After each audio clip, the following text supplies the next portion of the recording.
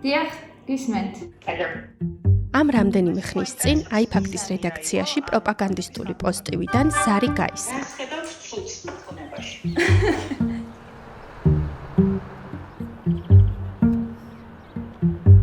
iFact-ი უკვე ნოემბრიდან იკვლევს და გაჩვენებთ მმართველი პარტიის და მისდამი ლოიალური გარემოცვის სიმდიდრეს. ამ ქონების თვალსაჩინო ნაწილი თბილისის შემოგარენშია. გადავწყვიტეთ ზოგიერთი მათგანის ახლოდან სანახავად ტური მოვაწყოთ.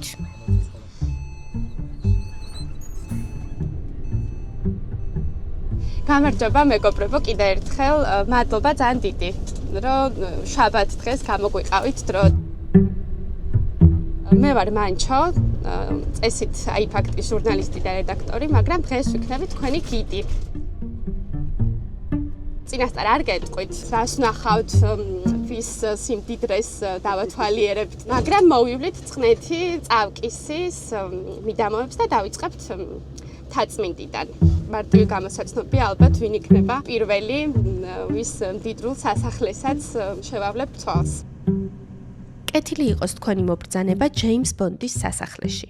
როგორც ტელეგრაფი წერს, ასე ეგებებიან ივანიშვილთან მისულ სტუმრებს ბიზნეს ცენტრში.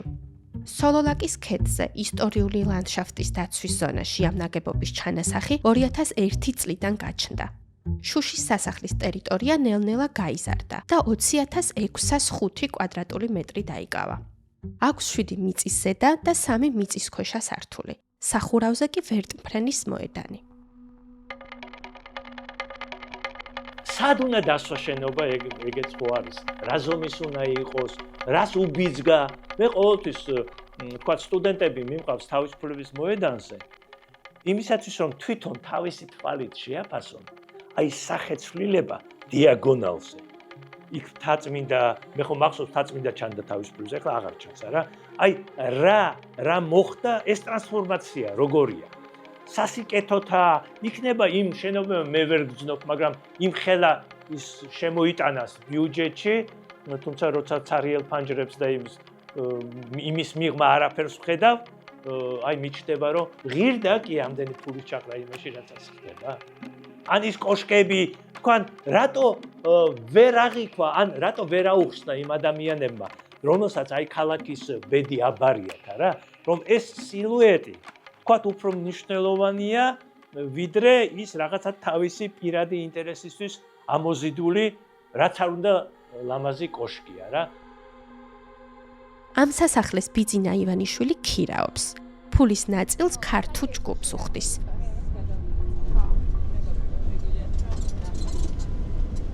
თუ ხედავთ მაქედან და გაიხედავთ ფანჯარაში და აკვირდით ამ ბანერს.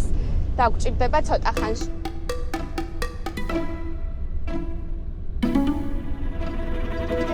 გაიხედეთ მარცხნივ, ხო, ეს არის 6 ბლოკი იქნება ჯამში და ერთ-ერთ ბლოკში ტერასიანი ბინა ექნება ყოფილ შინაგან საქმეთა მინისტრს და ახლახანს დაწინაურებულ სუსის უფროსად გეკა გელაძის ოჯახს.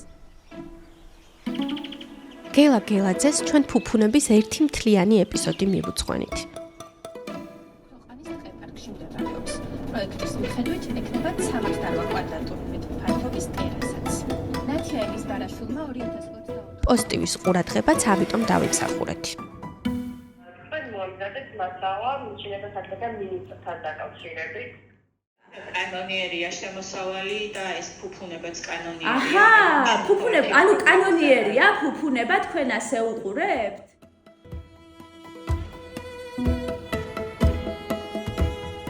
გელა გელაძე 2010 წლიდან მაღალ საჯარო თანამდებობებზე მუშაობს. ამ ხანში მან და მისმა ოჯახმა კონკრეტული ღირებულების ქონება დააგროვა.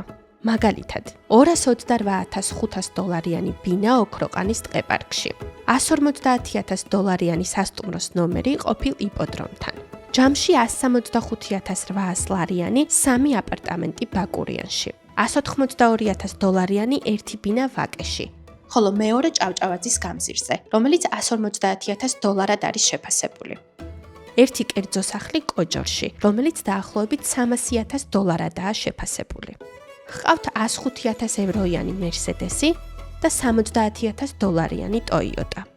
ანგარიშზე აქვთ თანხა სხვადასხვა ვალუტაში. $131,000, $9,500 ევრო, $11,600 გირვანქა სტერლინგი და $55,000 ლარი. ნახეთ, ჩვენ არაფერს არ ვამბობთ კანონიერებაზე, უკანონობაზე, ავიღეთ დეკლარაცია, ავიღეთ ღია მონაცემები და ვაჩვენეთ ვიდეოში რა არის ქონება, რომელსაც შინაგან საქმეთა მინისტრი ფლობს ამ ეტაპზე და როგორ ცხოვრობს.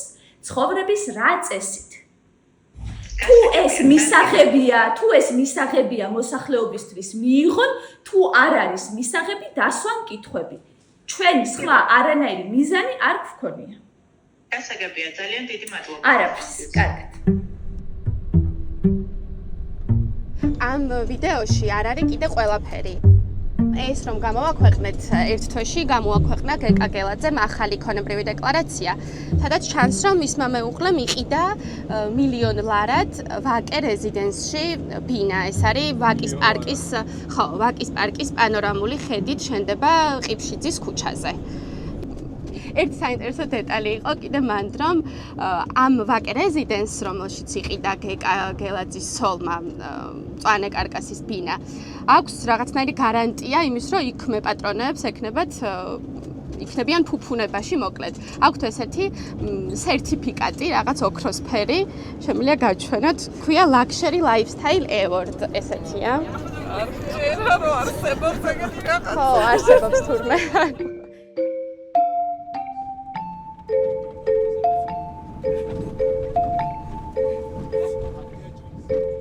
წავკისის და ზემო, ასე ვთქვათ, კოჯრის და იმის ათვისება ჯერ კიდევ მეფის დროინდელ თბილისშიც არსებობდა.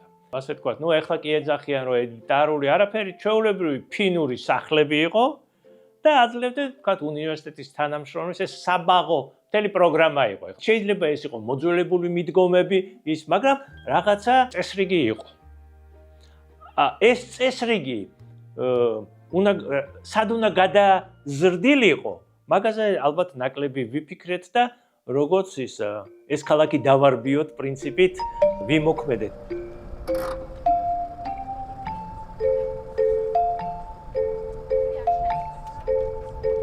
აი ნახეთ, მოდით აქ, აი თეთრი ბეტონი რო ჩანს, აი აგურები არის გვერდთარი, ერთსართულიანი მინებიანი შენობა. დააკვირდით და მე გაჩვენებთ კიდე როგორია ახლა. ხო, მოკლედ ეგ დამალული სახლი, რომ მაინც და მაინც ბინოკლით გვიწევს, რომ შევხედოთ, არის გიორგი მიქაუტაძის, რომელიც არის ჩვენი სასამართლოს კლანის მნიშვნელოვანი დასაყრდენი ფიგურა წლების განმავლობაში. 700,000-ად არ უყიდია, 700,000 მარტო რემონტს მოახმარა. და კიდე არემონტებს. გიორგი მიქაუტაძეც და მისი მეუღლეც უვადო მოსამართლეები არიან. მათი ძირითადი შემოსავალიც სასამართლო სისტემიდან მიღებული ხელფასებია. მიქაუტაძე კატეგორიულად ეწინააღმდეგება ეგრეთ წოდებულ ვეტინგს, რომელიც მოსამართლეების კეთილსინდისიერების და მათი ქონების წარმომავლობის შემოწმებას ისახავს მიზნად. აი მაგ გალავანს რასაც ხედავთ, შიგნით არის ეგ მდიდრული სახლი. როგორ არის იცით გაკეთებული. ვიზუალურადაც ეთყობა, მერე დრონის კადრებსაც გაჩვენებთ, რომ მიწა აქვთ ამოყვანილი ფაქტობრივად ზემოდან, მოსწორებული, მერე ის არის გამაგრებული და აი ამ ამაღლებულ გამაგრებაზე დგას ზემოდან სახლი. რომ ნახეთ ხუმრობდით, რაღაც რიკოთი არ არის, მე მგონი ეგრე გამაგრებული. ახლოდან შემიძლია გაჩვენოთ, ნახეთ როგორია შიგნით.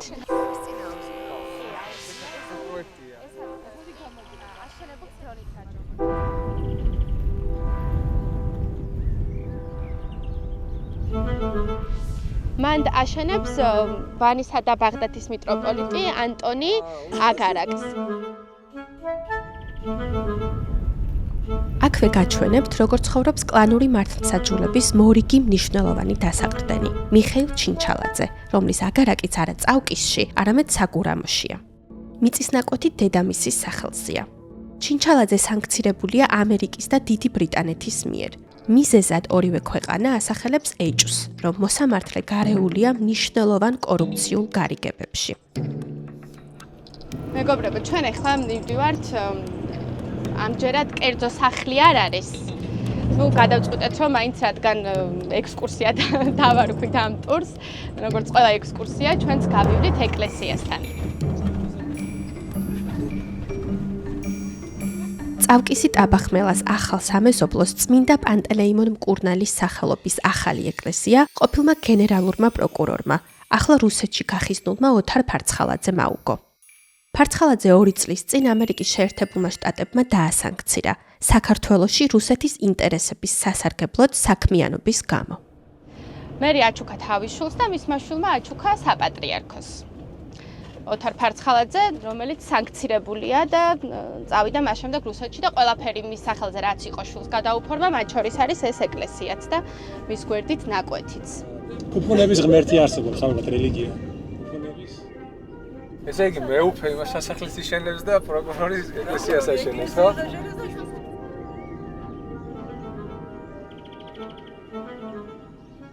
წავკისსა და ტაბახმელაში შესაძლოა ყოველი მეორე საკადასტრო კოდი მორიგი ფუფუნების ამბავს ყვებოდეს, მაგრამ ჩვენ გზა უნდა გავაგრძელოთ.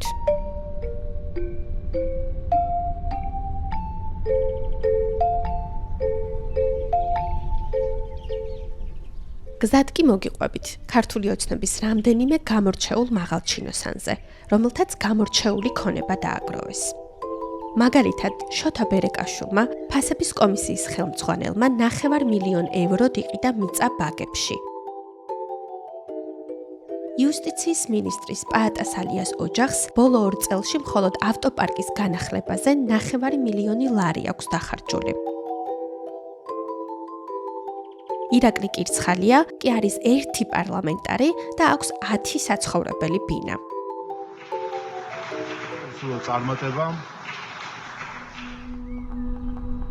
რადგან გზად ვართ, მაინც ვახსენოთ წყნეთის ცენტრალურ პარკთან გაშენებული ეს საინტერესო სამეზობლო, რომელიც ფაქტობრივად ტყეშია შეჭრილი. აი სახლი პირდაპირ აქ პარკში რო არის სიმწვანეში ჩაფლული, ეს არის ლევან კოპიაშვილის სახლი. მის გვერდით ქართული ოცნების მარადმწვანე დეპუტატის ისკო დასენის შვილის ტიტელ დასენის სახლი. ტიტელ დასენის წინ არის ბადრი წილოსანის სახლი.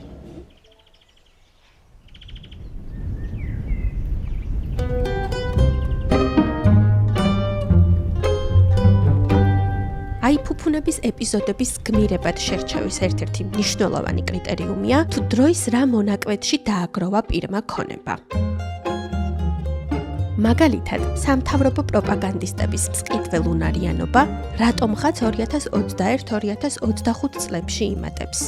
პოსტივის წამყვანი გური სულთანიშვილი ამ პერიოდში თბილისის ცენტრალურ უბნებში 3 ბინას ყიდულობს, ჯამში 463,000 ლარად. ნოე სულაბერიძემ კი ამ მოკლე ხანში მოასწრო თბილისში 2 ბინის, საგურამოში მიწისა და აგარაკის, ციხის ძირში ზღვის პირველ ზოლში 2 აპარტამენტის, ხოლო ლისზე 2 მიწის ნაკვეთის შეძენა.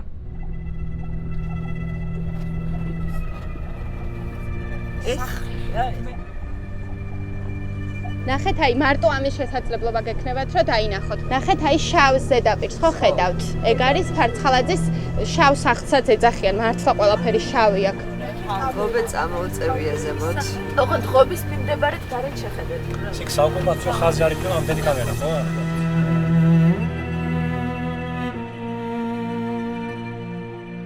ერთსართულიანი არის რეალურად და ეს გამჭვირვალე ისინი აქვს საძინებლებზეც მისაღებოთ ახსნაც, რომელიც გაჰყურებს აუზს, ნახეთ, ესე არის. So boring.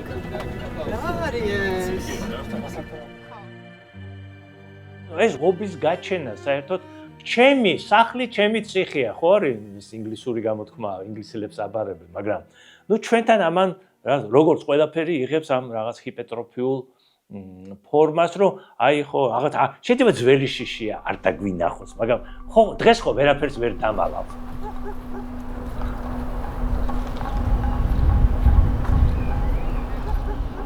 ეს ტური დავიწყეთ სასახლით, რომელიც ქედიდან გადაჰყურებს ქალაქს და დავასრულებთ მეორე სასახლით, რომელიც ასევე ფერდობიდან გადმოჰყურებს ქალაქს.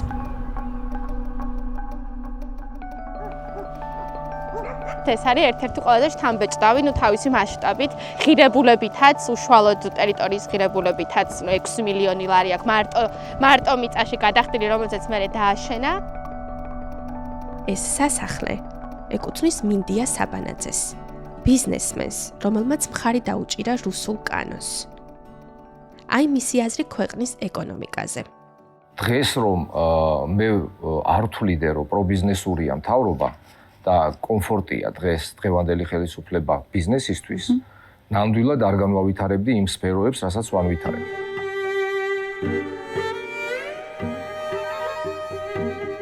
ქალაქი არის თანაცხოვრება.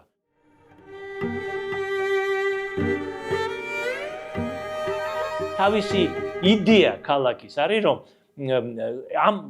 ამ ქალაქს ქმნის ხალხი, რომელიც სხვა ადგილიდან მოდის და ერთად რაღაცას აშენებენ იმისთვის, რომ ერთად იყვნენ კარგად. და აი მაგის ცნება იკარგება. უშენოდ არაფერი არ გამოვა. შენ ვალდებული ხარ, რომ შენი ერთი აგური დადო. ნუ აი როგორ დადებ ამ აგურს? ეგ ჩვენი პრობლემა თავად.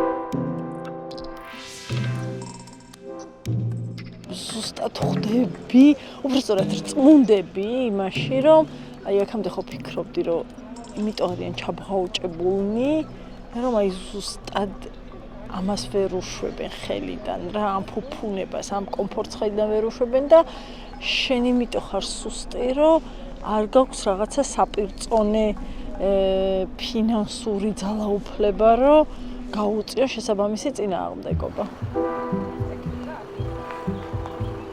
ამ გალავნების გარეთ არის ყველგან ნაგავი. გამოდის რომ ეს ადამიანები ამ თავის მილიონებს უბრალოდ თავის კომფორტისთვის იყენებენ, რომ გალავანის შიგნით მოაწყონ რაღაცა ისეთი პრივატული სივრცე და საერთოდ არ დაინახონ გალავნის გარეთ რა ხდება. არ ვიცი ეს რა პასუხისგებლობაა საერთოდ ხელისუფლების წარმომადგენელი ხარ თუ ბიზნესის წარმომადგენელი, ანუ საზოგადოების წინაშე პასუხისგებლობას საერთოდ არ გზნობენ. ადამიანებს ახლა ვიცით, არ გამოუგონებიათ Facebook-ი ან iPhone-ი და ან ჩიპები და რაღაც ისეთ არ გამდიდრებულა ნეგრე. და ამიტომაც ახლა ამას მოსახლეობა გრძნობს და ამას მოსახლეობას აქვს ასე ვთქვათ რეაქცია ამ კონკრეტულ ამ ამბავზე, რომ ჩვენ მოგპარეთ ფული და ჩვენს ხარჯზე გამდიდრდით. თორე იმაზე, რომ ახლა გამოსული არიან ზოგიერთი ამათი პროპაგანდისტები და ამბობენ, რომ აი ესო საბჭოთა მენტალიტეტი არისო, რომ სიმდიდრე და სიღარიბეო და გათანასწორება გინდაო. სინამდვილეში ყველას უნდა კარგად ცხოვრება. ალოგიკურია და მართლა ანომალია ქვეყანაში იზრდებოდეს დეპუტატების რაოდენობა მილიონერი დეპუტატებისა, იზრდებოდეს ამავდროულად მათი ხელფასი, ორმაგდებოდეს, მაგრამ ასევე იზრდებოდეს გაჭირვებული ხალხის რაოდენობა მათივე ოფიციალური სტატისტიკით. ხო 710,000 ადამიანია სოციალური შემწეობის მიღებები, ანუ მე ღარიბდები და შენ მდიდრდები.